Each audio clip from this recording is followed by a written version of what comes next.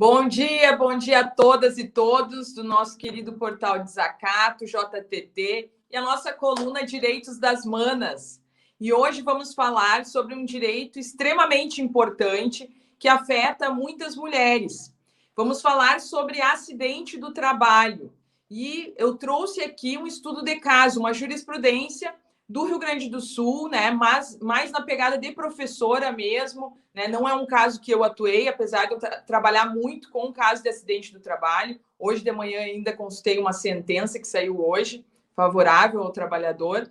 Mas, enfim, quero trazer aqui um estudo de caso, uma jurisprudência que ocorreu no Rio Grande do Sul e com uma técnica de enfermagem. Não sei se vocês sabem, mas eu atuo há muitos anos, há 14 anos, como advogada e também como professora.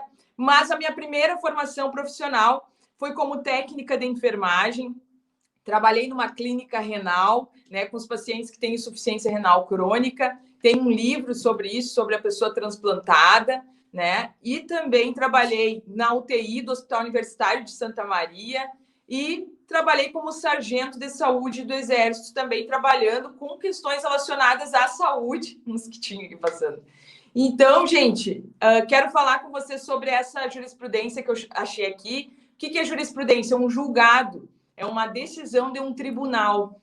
Então, aconteceu o seguinte, uma técnica de enfermagem trabalhava em Uruguaiana, na ala psiquiátrica, atendendo um paciente. O termômetro que eles utilizavam lá era aquele termômetro mais antigo, que tem mercúrio dentro, vocês devem lembrar, um termômetro de vidro com mercúrio. E aí, durante o atendimento, quebrou esse termômetro e esse conteúdo de mercúrio contaminou o sangue dela e ela acabou tendo várias consequências para o seu sistema nervoso e também para a sua capacidade física. Então, ela teve várias limitações.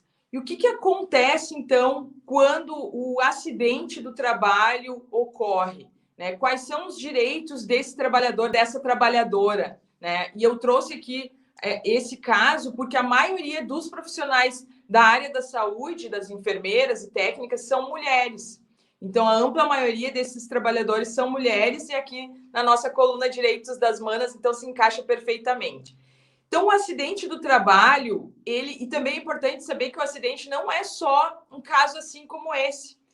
Quando uma doença psíquica ocorre numa trabalhadora, também se caracteriza um acidente do trabalho, se essa doença se originou em decorrência do ambiente de trabalho. Porque quando a gente pensa no conceito de ambiente do trabalho, de meio ambiente saudável, né, que a gente tem o conceito lá no artigo 225 da Constituição, um dessas nuances do meio ambiente é o meio ambiente laboral.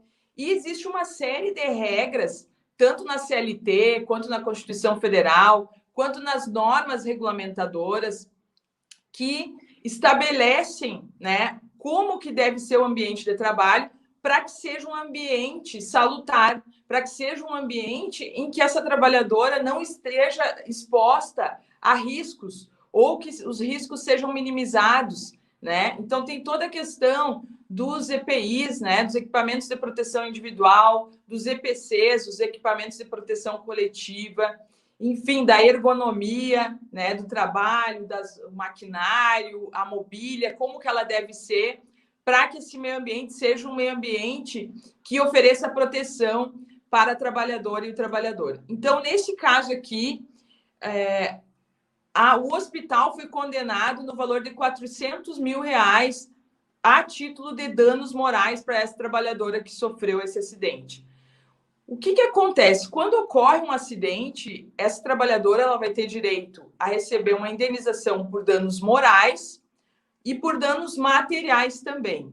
Então, os danos materiais são danos patrimoniais e os danos morais são danos extrapatrimoniais. Mas a Constituição determina que a pessoa que sofreu uma lesão, ela deve ser reparada tanto pelo ponto de vista material quanto moral. Então, material seria os gastos, vamos pensar aí com médicos, enfermeiros, com fisioterapia, com cirurgias, né? Tudo isso se refere a danos materiais. Além disso, pensão vitalícia, por exemplo, se a trabalhadora recebia R$3 mil, vamos pensar, e ela ficou incapacitada de trabalhar pela razão do acidente. Então, ela vai ter direito a receber uma pensão vitalícia que se refere a esse dinheiro, essa remuneração que ela deixou de receber. Priscila está aí com a gente. Ó. Muitos direitos trabalhistas foram perdidos desde a reforma trabalhista. É necessário resgatar esses conceitos, esses debates e reverter essa reforma. É verdade, precisamos lutar pela revogação, né, da reforma trabalhista que foi tão prejudicial aos trabalhadores e trabalhadoras. Então, gente, o acidente, o professor Milton Kist está aí com a gente também. Parabéns, Karen, sempre fazendo conteúdo para as pessoas, sempre trazendo conteúdos. Valeu, prof. Milton, obrigada por todo mundo que está nos acompanhando aí. Então, gente, o acidente do trabalho ele vai trazer a questão do dano material, falei para vocês, né? Que é os gastos hospitalares. Vamos pensar, a pessoa precisa de uma cadeira de roda, precisa, enfim, de qualquer material que ela precise. A pensão vitalícia que ela vai ter direito de ficar recebendo até, né, em média, vamos pensar 70 anos, ela vai ter direito de ficar recebendo, também é um dano material.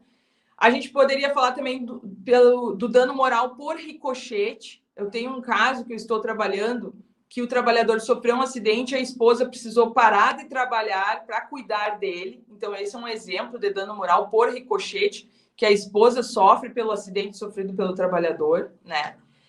E dentro do dano material temos isso, o lucro cessante. Vamos pensar assim, a pessoa trabalhava num hospital, mas ela fazia também um Uber, e aí ela ganhava mais R$1.000 lá como Uber, né? Ela não vai, em decorrência do acidente lá no hospital, ela deixa de trabalhar no Uber, então ela tem um lucro cessante. Só para dar um exemplo aqui, tá? Não é esse caso aqui, é só para a gente ampliar um pouco. E o dano moral é a dor, é o sofrimento, né? É subjetivo, então. E aí até é importante, gente. Como que a gente comprova isso? A gente comprova através dos documentos médicos, das consultas, das receitas, né? Se a pessoa fizer um tratamento psicoterápico, né? Se a pessoa fizer um tratamento psiquiátrico também, é importante trazer os laudos desses médicos, as receitas.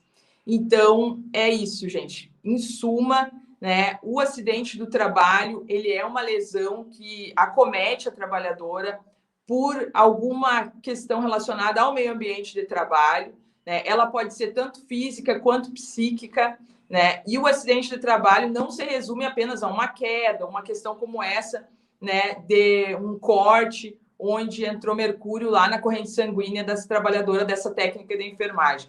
Mas, por exemplo, uma doença ocupacional, ou seja, uma doença do trabalho, uma doença profissional, também é acidente do trabalho. Então, vamos pensar em alguém que trabalha num frigorífico, que faz um movimento repetitivo, o braço fica com uma lesão no braço. Também é um acidente do trabalho, se tiver esse nexo com a condição de trabalho, tá? Tudo isso, quem nos garante é a nossa querida Constituição Federal, que tem ali no artigo 7º vários incisos tratando, né, dos direitos trabalhistas. Além da Constituição, a gente tem a CLT, que é a Consolidação das Leis Trabalhistas. A gente tem normas, leis esparsas também, que tratam de questões trabalhistas. E temos também as normas regulamentadoras que regulamentam o ambiente do trabalho, são tão importantes, e de observância obrigatória. Todo esse conjunto, né, legal que eu acabei de falar para vocês, forma aquilo que a gente chama de um patamar civilizatório mínimo, ou seja, condições mínimas para que o trabalhador use sua força de trabalho, né, dê o lucro para o seu empregador, mas que tem esse lucro, essa busca pelo lucro do empregador, no Brasil é legal, é legítima, mas tem um limite. E o limite é na dignidade desse trabalhador. E efetivamente a dignidade é cumprir essa legislação ali, que é uma legislação que vai evidenciar e proteger a integridade física, emocional desse trabalhador, enfim, a sua dignidade. Tá bem? Agora eu vou ficar aqui com o meu Shima. Um grande beijo para toda a galera do Portal Desacato, que faz esse jornalismo inclusivo, democrático, super importante para Santa Catarina e para o Brasil. Um beijo para todo mundo. Compartilhem para que mais pessoas tenham acesso.